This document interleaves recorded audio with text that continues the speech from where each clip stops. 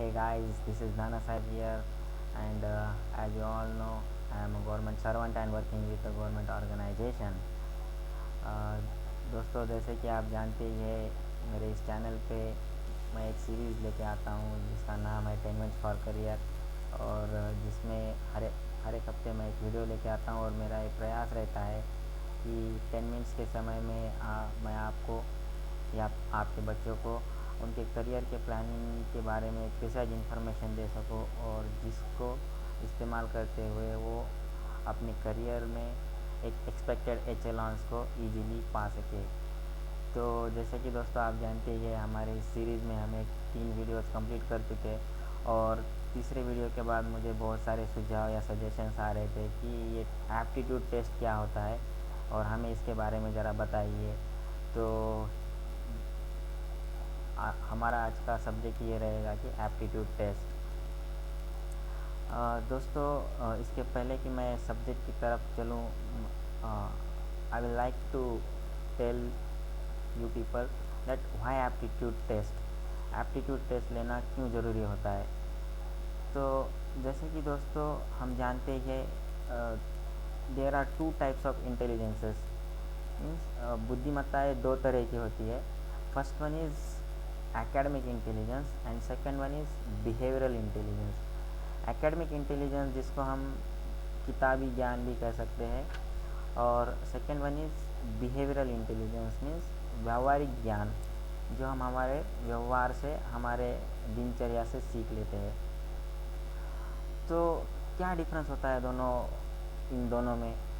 What is the major difference between academic intelligence and behavioural intelligence?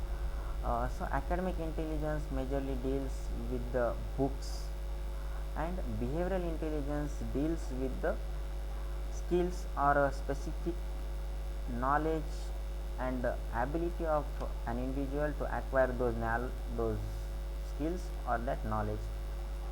Academic intelligence वो होता है जिसमें हम किताबें रट के कुछ एक एग्ज़ाम देते हैं, और बिहेवियरल इंटेलिजेंस कुछ ऐसा होता है कि जिसके चलते हम उस किताबी ज्ञान का हमारे दिनचर्या में इस्तेमाल करते हुए अपने जो काम है उनको पूरा करते हैं या पूरा करने का प्रयास करते हैं। Means there is a application of acquired knowledge in behavioural intelligence. तो दोस्तों हम हमारे आजू बाजू में बहुत सारे अच्छे ऐसे बच्चे देखते हैं या ऐसे लोग देखते हैं जो किताबी ज्ञान में तो बहुत अच्छे होते हैं, बट वो उस नॉलेज को अप्लाई कुछ सीधी तरह से नहीं कर पाते हैं, और इसीलिए वो अपने करियर में कुछ जंबल रहते हैं या सफल नहीं हो पाते। और वही हम देखते हैं कि कुछ बच्चे ऐसे होते हैं जो किताबों में ज़्यादा इंटरेस्ट नहीं रखते हैं, बट वो जो कुछ भी पढ़ लेते हैं उसका इस्तेमाल करते हुए अपने करियर का प्लानिंग अच्छे से कर लेते हैं उसके अनुसार, और करियर में एक एक्सपेक्टेड लेवल को इजीली पा लेते हैं। तो this particular quality of that individual is called as aptitude. Academic intelligence वाले और बिहेवियरल इंटेलिजेंस वाले, मैंने आपको इनमें से डिफरेंस बताया। एकेडमिक इंटेलिजेंस वाले अपने ज्ञान को अगर अच्छी तरह से अपनी दिनचर्या में इस्तेमाल करें तो वो हो जाता है बिहेवियरल इंटेलिजेंस, एंड दैट और उनकी क्वालिटी को हम एप्टीट्यूड या अभियोग्यताएं कह सकते हैं। Then what is the literal meaning और definition of the aptitude? Aptitude is a set of characteristics or an individual's ability to acquire usually specified knowledge, skills or certain responses. तो एक renowned dictionary में aptitude का एक definition दिया हुआ है जो ये कहता है कि एप्टीट्यूड या अभियोग्यता का मतलब है कि किसी एक इंडिविजुअल की ऐसी एबिलिटी या उसकी ऐसी योग्यताएं या उसके ऐसे क्वालिटीज़ जिसके चलते वो एक स्पेसिफाइड नॉलेज को बहुत अच्छी तरह से अपने अंदर एक्वायर कर लेता है या किसी स्किल्स को या पर्टिकुलर रिस्पॉन्सेस को अपने अंदर अच्छे से ढाल लेता है, उसकी इस योग्यता को हम अभियोग्यता कह सकते हैं या एप्टीट्यूड कह सकते हैं। Then what is aptitude test? Aptitude test is a specified test designed to assess an individual's ability to acquire certain skills and knowledge। एक ऐसा टेस्ट होता है ये जिसमें हम किसी इंडिविजुअल की किसी भी स्किल्स या पर्टिकुलर नॉलेज को अपने अंदर समाहित करने की योग्यता को जांच ले सकते हैं। उस पर्टिकुलर टेस्ट को कहा जाता है एप्टीट्यूड टेस्ट। तो चलिए दोस्तों, मैंने आपको बता दिया है what is the literal meaning of aptitude and what is literal meaning of aptitude test, what is academic intelligence and what is behavioral intelligence. Then what are the components of this aptitude test? There are mainly two components of the aptitude test. aptitude test के मुख्यतः दो अंग होते हैं। First one is quantitative ability and second one is reasoning ability. Quantitative ability में आपको देखिए, मैंने इसके बारे में एक अच्छा सा चार्ट बनाया है, अगर आप देख पा रहे हैं यहाँ पे, this is the particular chart.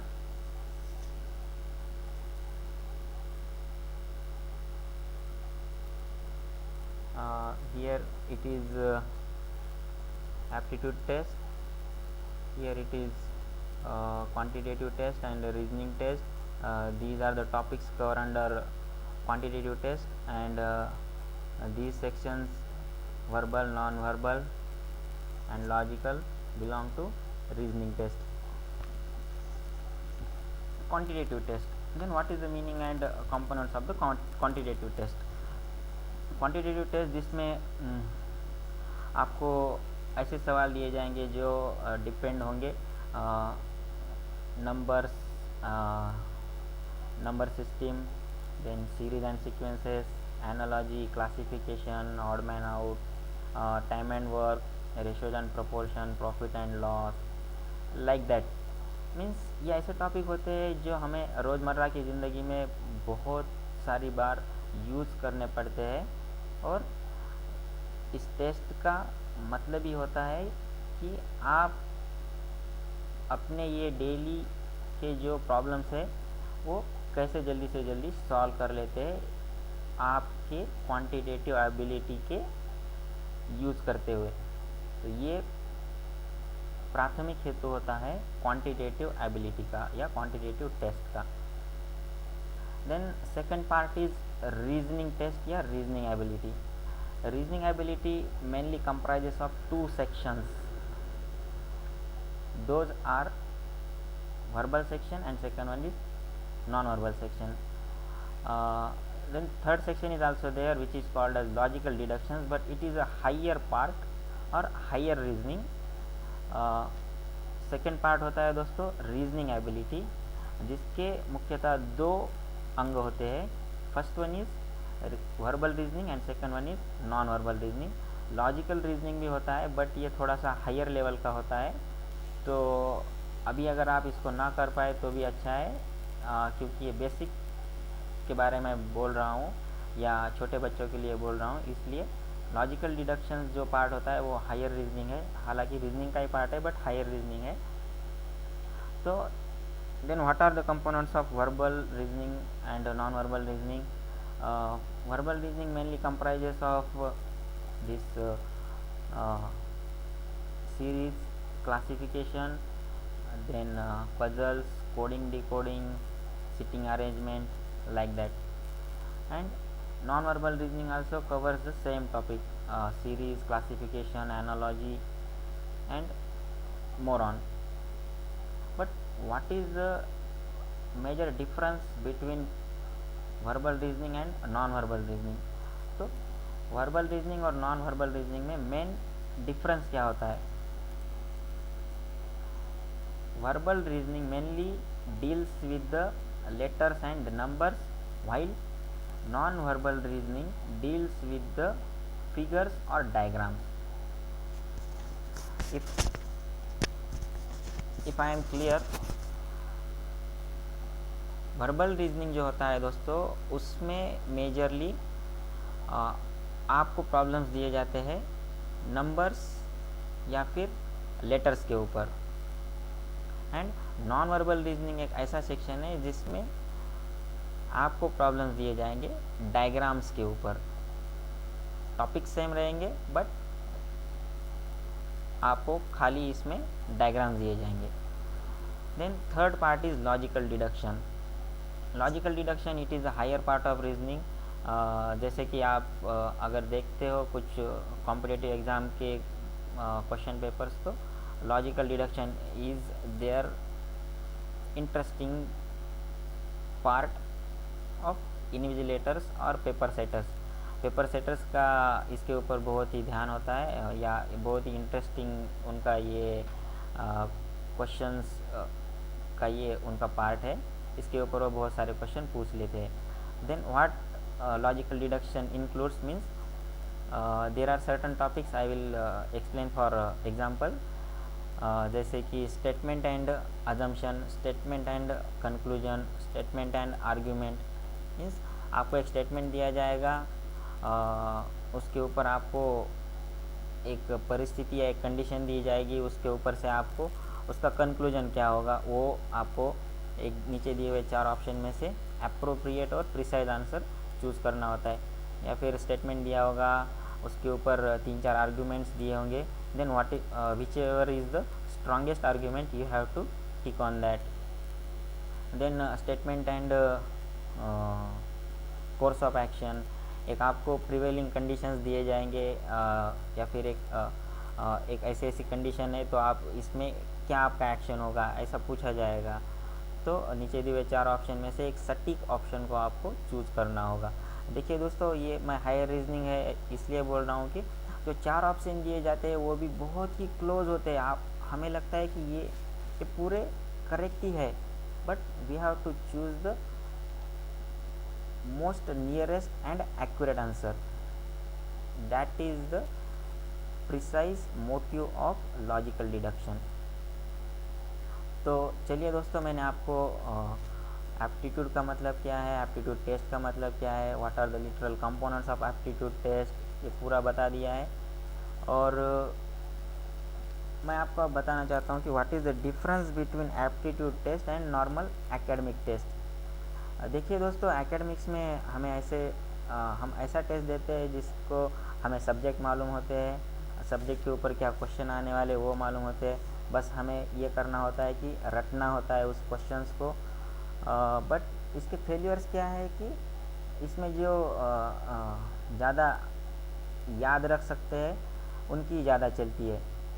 Means there is no any applicability of your mind. आपको अपना माइंड ज़्यादा यूज़ नहीं करना पड़ता है। आपकी अगर याददाश्त बहुत अच्छी है और आपने जो क्वेश्चंस अच्छी तरह से किए हैं वही अगर एग्ज़ाम में आते हैं तो आपकी चांदी है। But what about the students who are not well in remembering the things. उन स्टूडेंट्स के बारे में क्या जो ज़्यादा याद नहीं रख सकते हैं बट एप्लीकेबिलिटी या नॉलेज को अप्लाई ज़्यादा कर सकते हैं। या ऐसे स्टूडेंट्स का क्या जिन्होंने कुछ दूसरे क्वेश्चन किए, उन्होंने जो क्वेश्चन नहीं याद किए थे वो एग्ज़ाम में आए ही नहीं और उनके मार्क्स कम आ गए। देन इट इज़ कि यहाँ पे थोड़ा सा means there is no equal footage, there is no equal comparison and equal evaluation of the students. ये होता है एकेडमिक टेस्ट में। बट एप्टीट्यूड टेस्ट एक ऐसा टेस्ट है दोस्तों जिसमें आपका नॉलेज तो हर एक के पास है, ऐसा एक उनका एक ये होता है कि it is taken for granted that everybody is having knowledge, but how you will apply that is being evaluated in aptitude test. Aptitude test में ये वो मान के चलते हैं कि हर एक के पास नॉलेज है, बट आप उसको अप्लाई कैसे करते हो इसके लिए ही होता है ये एप्टीट्यूड टेस्ट। तो चलिए दोस्तों, हमारे वीडियो का टाइम हो चुका है और आपको अगर लगता है कि मेरा ये वीडियो आपके किसी काम का है या आपके दोस्तों के या आपके बच्चों के किसी काम का है, तो आप मेरे इस वीडियो को लाइक ज़रूर कीजिएगा और शेयर और सब्सक्राइब करने के लिए मत भूलिएगा। अगर आपको इस टेबल की कुछ PDF चाहिए है तो आप नीचे दिए हुए कमेंट में मुझे ज़रूर लिखिए, मैं इसका PDF बना के आपको भेज दूँगा। Okay then, thanks.